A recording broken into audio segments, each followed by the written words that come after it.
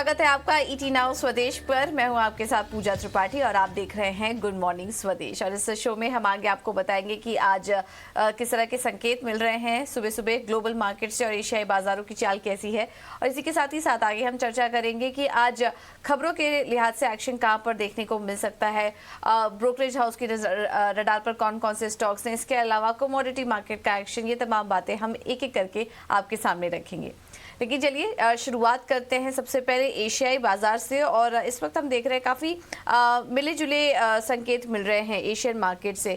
हालांकि एक्सजीएक्स निफ्टी अच्छी मजबूती के साथ कारोबार कर रहा है, करीब 1.25% ऊपर है। 40 अंकों की तेजी एक्सजीएक्स निफ्टी में देखने को मिल रही है, तो यहाँ से इंडिकेशन अच्छा आ रहा है, निफ्टी के लिए पॉजिटिव है। लेकिन बाकी मार्केट देखेंगे तो वहां पर हल्की वीकनेस है। हांगकांग के बाजार करीब 62 अंक नीचे है, कॉस्पी के बाजार भी लाल निशान में है और चीन के बाजार भी देखेंगे तो वहां पर भी करीब आधे % की वीकनेस देखने को मिल रही है। तो जापान के बाजार निकाई यहाँ पर करीब 1.25% की तेजी और एक्सजीएक्स निफ्टी में भी करीब 40 अंकों से ज्यादा की बढ़त इस वक्त देखने को मिल रही है। तो क्यूज कह सकते हैं थोड़े मिक्स्ड है। वहीं दूसरे मार्केट्स की बात करें तो वहां पर हम देख रहे हैं कि अब लगातार जो है वो नतीजों का असर दिख रहा है। अमेरिकी बाजारों में कल हमने देखा कि क्लोजिंग तो पॉजिटिव हुई, लेकिन बेहद ही छोटे दायरे में शुक्रवार के दिन अमेरिकी बाजार कारोबार कर रहे थे। ऑफ कोर्स नतीजों का इम्पैक्ट दिखा। और अगर पूरे हफ्ते की बात करें तो वीकली एक नेगेटिव क्लोजिंग रही है अमेरिकी बाजारों के लिए। लगातार 4 दिन की तेजी के बाद हमने देखा पिछला जो हफ्ता गया है अमेरिकी बाजारों का वो काफी मिला जुला था। तो सपाट कहेंगे यहाँ पर अमेरिकी बाजारों की चाल थी लास्ट वीक, क्योंकि पूरी तरीके से बाजार जो रिएक्ट कर रहे थे वो नतीजों पर कर रहे थे और कुछ इकोनॉमिक इंडिकेटर्स भी आए जिसकी वजह से हमें रिएक्शन देखने को मिला। अब आगे के लिए जो इंपॉर्टेंट इवेंट्स हैं वो काफी अहम रहेंगे बाजार की चाल तय करने में, क्योंकि कुछ बड़े टेक कंपनियों के नतीजे आने वाले हैं। अल्फाबेट, माइक्रोसॉफ्ट, अमेजॉन और मेटा जैसी कंपनियों के नतीजे आएंगे, तो इस पर हमारी नजर रहेगी। आज कोका कोला और क्रेडिट स्विस के नतीजों पर भी नजर रहेगी। और इसके अलावा वर्लपूल और फर्स्ट रिपब्लिक बैंक के बाजार बंद होने के बाद नंबर्स आएंगे, तो काफी अहम नंबर्स आने वाले हैं ये पूरे हफ्ते, जिस पर कि बाजार रिएक्ट कर सकता है। इसके अलावा कुछ और भी खबरें आई हैं। यूके की कुछ बड़ी चैरिटीज हैं जिन्होंने मेटा से पूरी तरह से एग्जिट कर लिया है और एप्पल और माइक्रोसॉफ्ट में भी हिस्सेदारी कम की है, तो इसका भी असर हम देखेंगे कि टेक शेयरों में देखने को मिल सकता है। इसके अलावा यहाँ पर फेड ऑफिशियल्स की तरफ से लगातार बयान आ रहे हैं और फेड की मेंबर लीजा कुक ने कहा है कि ब्याज दरों में आगे का रुख मजबूत डेटा और क्रेडिट की स्थिति पर निर्भर करेगा। हम आपको बता दें कि मई के शुरुआती हफ्ते में ही फेड की पॉलिसी होने वाली है, तो ये भी काफी बड़ा इवेंट होगा जिस पर कि बाजार की नजर रहेगी। तो ये पूरा हफ्ता और आने वाले 2-3 हफ्ते काफी इंपॉर्टेंट रहने वाले हैं जो कि बाजार की आगे की चाल और दिशा तय करेंगे। ऐसे में यूरोप के बाजारों को देखें तो यहाँ पर अच्छी मजबूती थी और यहाँ पर भी दिन भर नतीजों का ही असर बाजार पर दिखा। सैप के जो नतीजा है वो अनुमान से काफी बेहतर थे, जिसके चलते हमने 5% की तेजी वहां पर देखी। इसके अलावा बॉन्ड और कमोडिटी मार्केट पर भी नजर डाले तो सपाट ही था। ब्याज दरों में हल्की बढ़त देखने को मिली, क्योंकि अब ब्याज दरों में आगे बढ़त के अनुमान से यहाँ पर हल्की तेजी आई। डॉलर इंडेक्स सपाट, लेकिन सोने में पिछले 8 हफ्तों में सबसे कमजोर प्रदर्शन रहा और $2000 का भी जो स्तर था वो सोने ने तोड़ दिया। फेड के हॉकिश रुख का अनुमान कहीं ना कहीं निकल कर आ रहा है, इस वजह से ये लेवल्स हमने देखे। और कच्चे तेल में भी चिंता बरकरार है ब्याज दरों में तेजी को लेकर। हालांकि निचले स्तरों से एक सपोर्ट जरूर मिला, लेकिन इकोनॉमिक अनिश्चितता अभी भी बनी हुई है, जिसके चलते हमने देखा कि पूरा हफ्ता जो था पिछला उसमें कच्चे तेल ने कमजोरी के साथ ही कारोबार किया। तो इस वक्त अगर ओवरऑल बात करें तो आगे के इवेंट्स काफी इंपॉर्टेंट होंगे बाजार की चाल तय करने में। कुछ अहम नतीजे आने वाले हैं और ऑफ कोर्स फेड की पॉलिसी है, तो वहां पर क्या फैसला निकल कर आ सकता है, उसके पहले फेड के बयान कैसे रहता है, फेड ऑफिशियल्स के बयान, इस पर भी हमारी नजर बनी रहेगी। अब आगे बढ़ते हैं और एफआईएस की डीआईएस का एक अपडेट ले लेते हैं, उसके बाद हम समझेंगे कि भारतीय बाजारों में क्या करें। तो एफआईएस और डीआईएस के आंकड़े अगर देखेंगे तो कैश मार्केट में एफआईआईस करीब 2116 करोड़ की बिकवाली करके गए। ये बड़ा आंकड़ा है। हम लोग देख रहे थे कि पिछले काफी समय से एक छोटा नेट अगर देखेंगे तो छोटा बिकवाली का आंकड़ा नजर आ रहा था। हमने खरीदारी के व्यूज भी देखे यहाँ पर, लेकिन आज काफी समय बाद एक बड़ा आंकड़ा नजर आ रहा है बिकवाली का कैश मार्केट में। डीआईएस ने कैश मार्केट में खरीदारी करके गई तो यहाँ से सपोर्ट आया, करीब 1632 करोड़ की खरीदारी हुई है डीआईएस की। इंडेक्स फ्यूचर में 104 करोड़ की खरीदारी है और इंडेक्स ऑप्शन में 3,895 करोड़ की यहाँ पर बिकवाली नजर आ रही है FIIs की। तो ओवरऑल जो क्यूज हैं वो काफ़ी मिक्स्ड है। ऐसे में भारतीय बाजारों में क्या करें, क्योंकि भारतीय बाजारों के लिए भी ये जो हफ्ता रहेगा वो काफ़ी अहम रहेगा। कुछ बड़े नंबर्स आने वाले हैं, ओवर द वीकेंड कुछ नंबर्स आए हैं, उस पर भी बाजार रिएक्ट करेगा। और इसी के साथ ही साथ मंथली एक्सपायरी होने वाली है, सीरीज की एक्सपायरी भी होगी इस हफ्ते। तो उस लिहाज से क्या रणनीति बना के चले आगे के लिए भारतीय बाजारों में, इस पर बात करने के लिए हमारे साथ रेलिगेयर ब्रोकिंग के अजीत मिश्रा जुड़ चुके हैं। Ajit, thank you so much इटीना स्वदेश को समय देने के लिए। किस तरह से ट्रेड करें आज निफ्टी और बैंक निफ्टी में? गुड मॉर्निंग पूजा। तो पूजा, जैसे कि अभी आप दर्शकों के साथ शेयर कर रहे थे कि काफी इंपॉर्टेंट हफ्ता है। लास्ट हफ्ता एक प्रॉफिट टेकिंग का रहा। 3 हफ्तों की लगातार तेजी के बाद हमने देखा मार्केट करीब 1% से ज्यादा की कट के साथ बंद हुए। बट अभी तक नॉर्मल प्रॉफिट टेकिंग में पूजा, कंसिडरिंग की जो रिकवरी आई थी 16,800 से 17,800 तक, वो काफी डिसेंट रिकवरी थी 3 हफ्तों में। बट अगर ये रिकवरी के फेज को कंटिन्यू रहना है तो निफ्टी को ये 17,400-500 वाला बैंड है, ये इंपॉर्टेंट है कि होल्ड करना पड़ेगा। प्रिसाइसली अगर बात करें तो 430 से लेकर 520 का जोन मेजर सपोर्ट की तरह एक्ट करेगा। वहीं पे करीब 720 से लेकर 840 का जोन है, वो रेजिस्टेंस की तरह एक्ट करेगा। तो आज देखना है कि रिलायंस और ICICI बैंक के नंबर्स के बाद जो रिएक्शन रहता है मार्केट का और किस तरीके से क्लोजिंग होती है हमारी, तो ये काफी इंपॉर्टेंट रहेगी। वहीं पे देखिए बैंकिंग फ्राइडे के सेशन में थोड़ा सा बैकफुट पे नजर आया था, तो यहाँ पे भी इंपॉर्टेंट रहेगा कि आप 42,400 के लेवल को क्रॉस करें, तब आप दोबारा से देखेंगे इसमें मोमेंटम रीगेन करते हुए और करीब 42,950 तक के नेक्स्ट लेवल को टेस्ट करते हुए। वहीं पे 41,850 से लेकर 41,600 का जोन, ये मेजर सपोर्ट की तरह करेगा। तो पिछले काफी समय से जो हम देख रहे हैं एक रेंज बाउंड सेशन है, वो अभी इस हफ्ते भी बरकरार रहेगा। ध्यान रखिए मंथली सीरीज की एक्सपायरी भी है, तो उस लिहाज से भी एक रेंज में कारोबार कर सकता है। तो सपोर्ट और रेजिस्टेंस जो अभी अजीत आपको बता रहे थे, उस पर आप जरूर नजर रखिए। तो अजीत, इसके अलावा स्टॉक स्पेसिफिक रणनीति क्या अपना के चले फिर? देखिए यहाँ पे अभी भी मेरे सबसे बायस पॉजिटिव साइड पे ही रखना चाहिए। और यहाँ पे किसी बैंकिंग की हम बात कर रहे थे, देखिए PSU बैंक्स में अभी भी उस तरीके का मूव नहीं आया जिस तरीके से हमने प्राइवेट बैंक्स में देखा है। तो एक कंसोलिडेशन के बाद कैनरा बैंक में मुझे लगता है कि यहाँ से एक अच्छा मोमेंटम बिल्ड हो सकता है। 308 तक के लेवल्स नियर टर्म में मुझे एंटिसिपेटेड है। 289 के स्टॉप लॉस के साथ यहाँ पे आप लॉन्ग बना सकते हैं। दूसरा स्टॉक इंडियन होटल, काफी अच्छे कंसोलिडेशन ब्रेकआउट के बाद ग्रेजुअली इसमें आप देख रहे हैं बाइंग इंटरेस्ट इमर्ज होते हुए, तो यहाँ पे भी आप लॉन्ग पोजीशन भी मेंटेन करके रखिए। 350 का एक टारगेट रहेगा 329 के स्टॉप लॉस के साथ। ठीक है Ajit, thank you so much समय देने के लिए अपना सुबह सुबह और ये रणनीति सुझाने के लिए। तो निफ्टी में जो अहम सपोर्ट लेवल दिखाई दे रहा है वो है 17,430 से 17,520 का, इस पर नजर रखें। और ऊपर की तरफ 17,720 और 17,840, ये एक दायरा नजर आ रहा है फिलहाल निफ्टी में ट्रेड करने के लिए। और अगर आपको बैंक निफ्टी में ट्रेड करना है तो वहां पर हल्की वीकनेस है, बट 41,600 से 41,850 ये नीचे की तरफ के लेवल्स हैं, और ऊपर की तरफ 42,400 से 42,950 ये ऊपर की तरफ के रेजिस्टेंस जोन है। तो इस पर आप नजर रखिए, जिस दायरे में एक ट्रेड आप ले सकते हैं। इसके अलावा स्टॉक स्पेसिफिक रिकमेंडेशन में कैनरा बैंक और इंडियन होटल्स, ये 2 स्टॉक्स अच्छे लग रहे हैं। यहाँ पर खरीदारी का व्यू है अजीत का।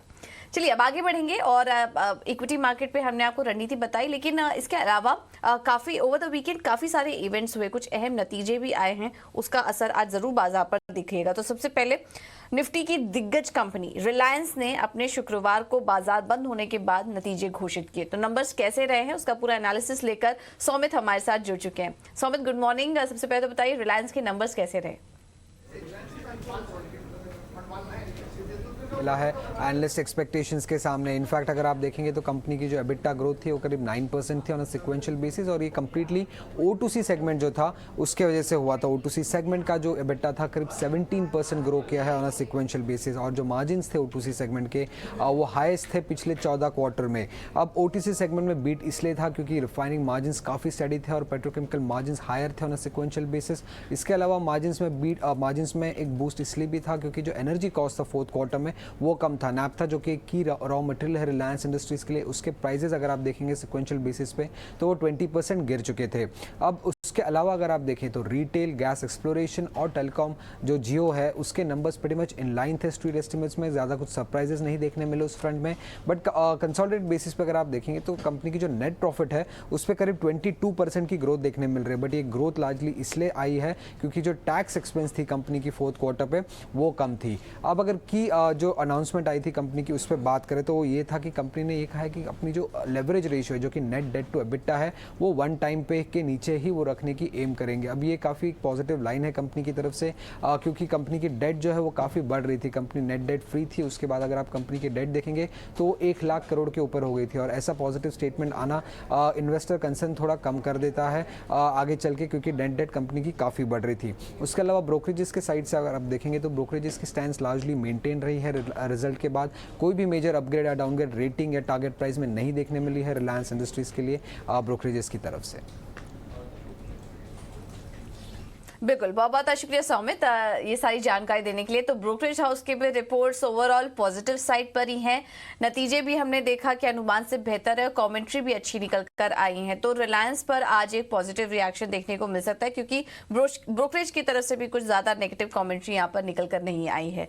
तो आज बाजार रिलायंस के नतीजों पर आज रिएक्ट कर सकता है। लेकिन रिलायंस के अलावा भी कुछ काफ़ी सारे अहम नतीजे आए हैं ओवर द वीकेंड, और ये बताने के लिए और अन्य खबरें कौन कौन सी आई हैं ये बताने के लिए शरद हमारे साथ जुड़ चुके हैं। शरद, गुड मॉर्निंग। रिलायंस के नंबर्स तो हमने अभी डिस्कस किए, उसके अलावा और कौन कौन से नतीजे आए?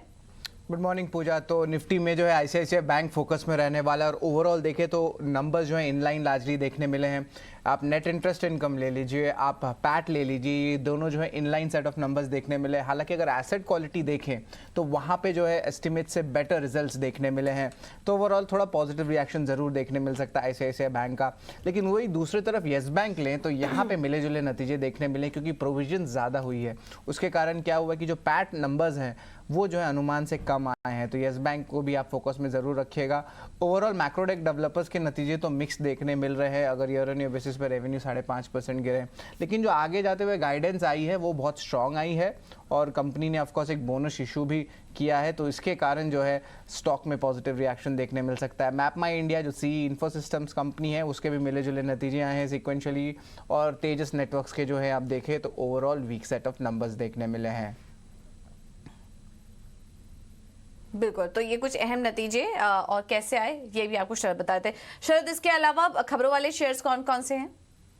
सबसे पहले ट्रिगर्स बता देता हूँ। इंडसइंड बैंक का चौथे तिमाही के नतीजे हैं, और इसके अलावा बैंक ऑफ महाराष्ट्र का भी एक इंपॉर्टेंट मीटिंग है जहाँ पे 7,500 करोड़ जुटाएंगे FY24 के लिए, तो उस पर डिसीजन आएगा।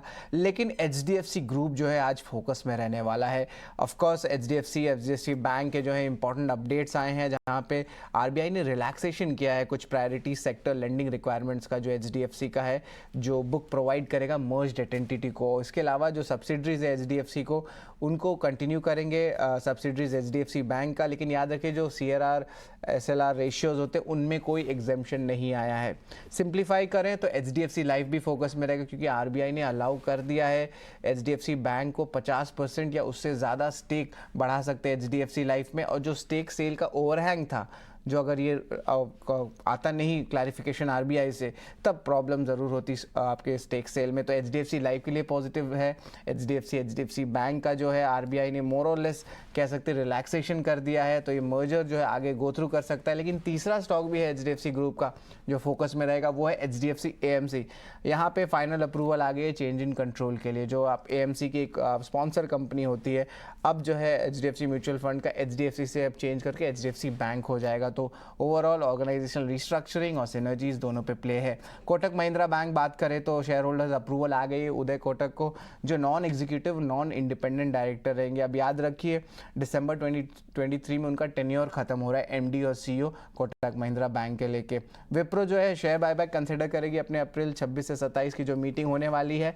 एनालिस्ट का मानना है कि जो बाईबैक साइज है वो लगभग 10,000 से 10,500 करोड़ तक की हो सकती है। और याद रखिए वित्त साल 2023 में विप्रो का जो पैट था वो लगभग 11,500 करोड़ का था। सन फार्मा में भी बड़ी न्यूज़ फ्लो आई है। यूएसएफडी ने डायरेक्ट किया है कुछ करेक्टिव एक्शंस लेने का मोहाली में, और ऑलरेडी वो इंस्पेक्शन के अंदर चल रहा था ये फैसिलिटी।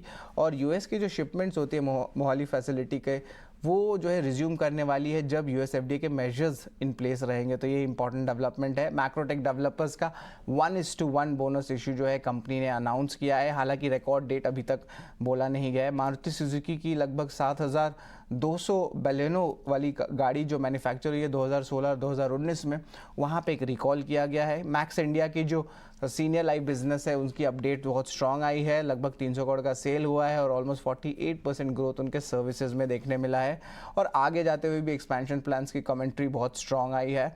इसके अलावा अजमेरा रियल्टी की बात करें तो लैंड पार्सल उन्होंने खरीदा टाटा कम्युनिकेशन से लगभग 80 करोड़ का, और विक्रोली ईस्ट में भी जो है उनकी लैंड एक्विजिशन आई है जहाँ पे 550 करोड़ का रेवेन्यू पोटेंशियल देख रहे हैं। इसके अलावा बात करेंगे तो सीमेंट स्टॉक्स फोकस में रहेंगे। श्री सीमेंट अपना कैपेसिटी अपग्रेडेशन कंप्लीट किया है। लगभग 2.5 मिलियन टन्स पर एनम का जो है उनका कैपेसिटी बढ़ा है। और दालमिया भारत के बारे में बात करें तो उन्होंने भी अपनी सेकंड सीमेंट लाइन स्टार्ट कर दी है बोकारो में। यूनियन बैंक का भी जो है कैपिटल रेजिंग प्लान है अप्रैल 26 को।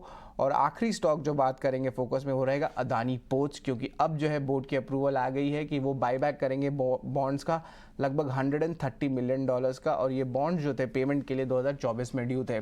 तो बहुत सारे न्यूज़ फ्लोज आ रही है, लेकिन आप देख सकते हैं एक साइड HDFC ग्रुप है तो उसके अलावा बड़े न्यूज़ फ्लोज विप्रो और सन फार्मा जैसे दिग्गज निफ्टी स्टॉक्स में भी देखने मिल रहे हैं।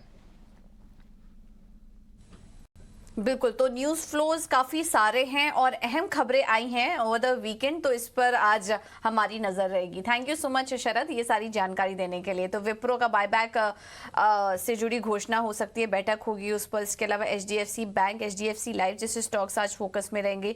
और इसके अलावा नतीजों में इंडसइंड बैंक के नंबर्स पर फोकस रखिए, उसके नंबर्स आज आने वाले हैं तो उस पर भी हमारी नज़र रहेगी। तो ढेर सारी अहम खबरें हैं जिस पर कि आज मार्केट रिएक्ट करेगा। लेकिन इन खबरों के अलावा ब्रोकरेज हाउस की रिपोर्ट्स क्या कह रही हैं ये भी एक बार देख लेते हैं। वामाक्षी जुड़ चुकी है हमारे साथ पूरी डिटेल्स के लेकर। वामाक्षी गुड मॉर्निंग, बताइए ब्रोकरेज हाउस के रडार पर कौन कौन से स्टॉक्स हैं? जी बिल्कुल, शुरुआत करते हैं हम ICICI बैंक के साथ। हमने देखा था कि चौथे तिमाही के नतीजे कंपनी ने रिपोर्ट किए थे ओवर द वीकेंड, और इसी के चलते काफ़ी सारे ब्रोकरेज नोट्स आए हैं ICICI बैंक पर और वो काफ़ी पॉजिटिव नज़र आ रहे हैं। CLSA और जेफरीज ने खरीदारी की राय को बरकरार रखा है। CLSA के लिए टारगेट प्राइस है 1,200 और जेफरीज की तरफ से टारगेट प्राइस है 1,180 प्रति शेयर का। JP मॉर्गन ने भी अपनी ओवरवेट की राय को बरकरार रखा है 1,150 के टारगेट प्राइस के साथ। CLSA के लिए ICICI बैंक टॉप पिक है सेक्टर में। इनफैक्ट बाकी सारे ब्रोकरेजेस भी हाईलाइट कर रहे हैं कि ग्रोथ को लेकर कमेंट्री काफ़ी मजबूत नज़र आ रही है। मैट्रिक्स भी दिखा रहे हैं कि काफ़ी इंप्रूवमेंट नज़र आ रही है अंडरलाइंग बिजनेस क्वालिटी में। डिपॉजिट ग्रोथ में पिकअप के चलते लोन ग्रोथ को भी एक बूस्ट मिल सकता है, और NIM एक्सपेंशन की वजह से ऑपरेटिंग प्रॉफिट कंपनी का काफ़ी अच्छा आया है। तो ओवरऑल काफ़ी सारे पॉजिटिव रिपोर्ट्स आ रहे हैं ICICI बैंक पर। इसके अलावा टाटा स्टील भी हमारे रेडार पर है। JP मॉर्गन की तरफ से रिपोर्ट आ रही है और उनका कहना है कि multi year volume growth pipeline नजर आ रही है सेकेंड हाफ ऑफ FY24 से। इनफैक्ट उनका मानना है कि company 6 to 7% volume CAGR deliver कर सकती है इंडिया में 2030 तक।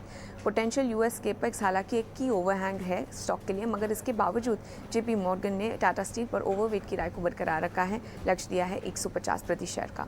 और आखिर में हम फोकस करेंगे पेंट स्टॉक्स पर। मॉर्गन स्टैनली का मानना है कि कंपटीशन बढ़ता जा रहा है पेंट सेगमेंट में। इनफैक्ट उनका कहना है कि डिमांड सप्लाई में अभी भी कोई मिसमैच नहीं है, मगर कंपटीशन इंटेंसिफाई हो सकता है और ये जो रिस्क है वो अभी भी वैल्यूएशंस में रिफ्लेक्ट नहीं हो रहा है कम्प्लीटली। तो इसी के चलते हमने देखा है कि उन्होंने एशियन पेंट्स और कांसाई नैरोलैक पर अंडरवेट की राय को बरकरार रखा है। एशियन पेंट्स के लिए टारगेट प्राइस है 2,446 प्रति शेयर का, और कांसाई नैरोलैक के लिए टारगेट प्राइस है 322 प्रति शेयर। बिल्कुल, बहुत बहुत शुक्रिया वामाक्षी आपका ये सारी जानकारी देने के लिए। तो रिलायंस पर तो हमने आपको रिपोर्ट बताई दी थी, ज़्यादातर पॉजिटिव रिपोर्ट्स ही थी। ICICI बैंक के नतीजों पर भी कुछ पॉजिटिव रिपोर्ट्स आई हैं, और इसके अलावा पेंट सेगमेंट और टाटा स्टील जैसे स्टॉक्स आज फोकस में रहेंगे ब्रोकरेज रिपोर्ट्स के चलते। अब आगे बढ़ते हैं, कमोडिटी मार्केट में आज क्या करें एक बार ये भी देख लेते हैं। और कुंवर जी ग्रुप के रवि देवरा हमारे साथ जुड़ चुके हैं फोन लाइन पर।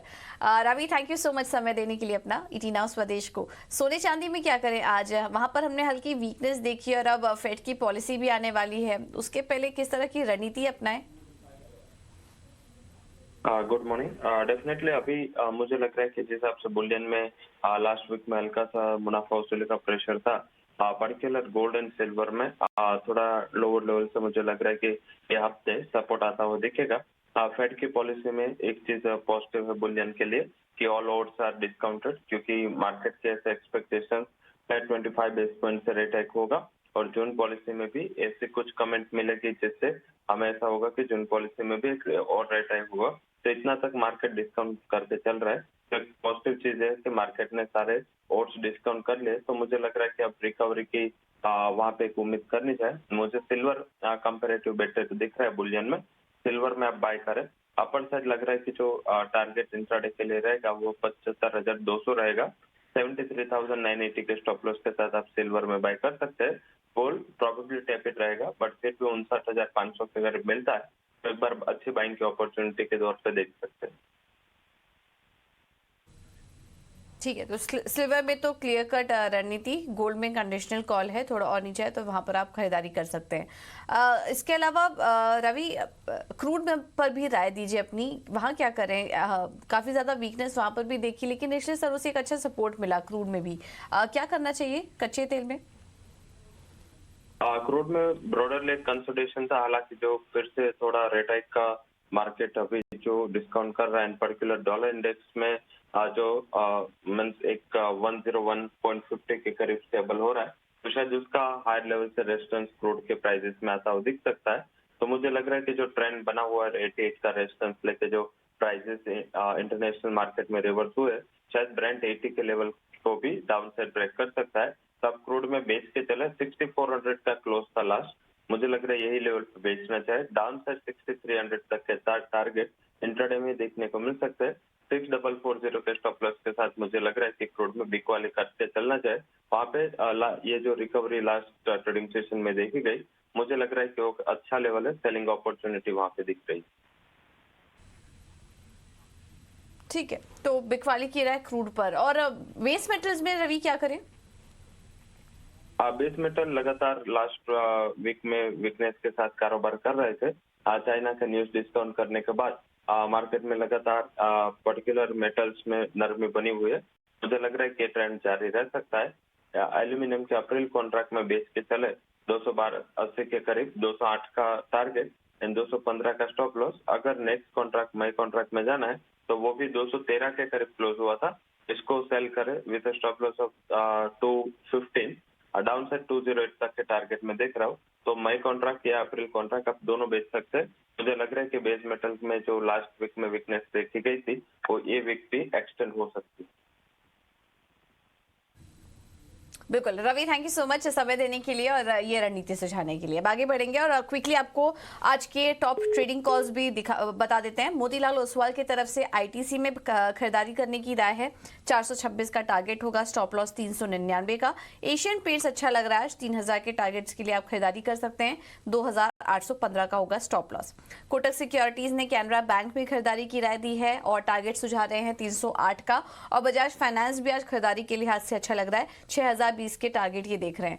प्रभुदास लीलाधर ने सनफार्मा में खरीदारी की राय दी है और एफडीसी यहां पर भी खरीदारी करके चलिए। सनफार्मा के लिए टारगेट देख रहे हैं 1010 का और एफडीसी 305 के लेवल्स के लिए आप खरीदारी कर सकते हैं। और आखिर में एक्सिस सिक्योरिटीज आईटीसी ने में खरीदारी की राय है 420 के लक्ष्य के लिए, स्टॉप लॉस है 400 का।